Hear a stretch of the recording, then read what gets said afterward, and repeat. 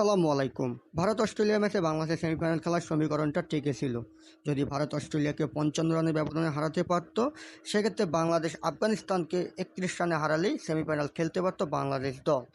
যেহেতু ভারত দল অস্ট্রেলিয়াকে ৫৫ রানের ব্যবধানে হারাতে পারেনি, ভারত অস্ট্রেলিয়াকে হারিয়েছে ২৪ রানের ব্যবধানে। সেহেতু বাংলাদেশের সেমিফাইনাল খেলার সমীকরণটা অনেকটা কঠিনই হয়ে গেল। এখন বাংলাদেশকে কমপক্ষে আফগানিস্তানের বিপক্ষে ৬২ রানে জিততে হবে আগে ব্যাটিং করে। যদি বাংলাদেশ পরে ব্যাটিং করে, সেক্ষেত্রে বাংলাদেশকে আফগানিস্তান যে টার্গেটটা দিবে সেটি ১৩ ওভারের মধ্যে কমপ্লিট করতে হবে। অস্ট্রেলিয়া ভারতের বিপক্ষে হেরে গেল, তাদের সেমিফাইনাল খেলার সম্ভাবনা কিন্তু এখনও টিকে রয়েছে। যদি বাংলাদেশ কোনোভাবে আফগানিস্তানের বিপক্ষে ম্যাচটি জিতে যায়, সেক্ষেত্রে অস্ট্রেলিয়া দ্বিতীয় দল হিসাবে সেমিফাইনাল খেলবে।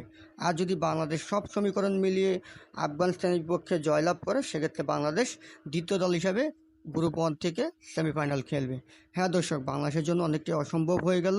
তবে বাংলাদেশ যদি নিজেদের সেরা ক্রিকেটটা আগামীকাল ভোরে খেলতে পারে, অবশ্যই বাংলাদেশ দ্বিতীয় দল হিসেবে সেমিফাইনাল খেলতে পারবে। আপনাদের কাছে কী মনে হয় অবশ্যই কমেন্ট করে জানাবেন।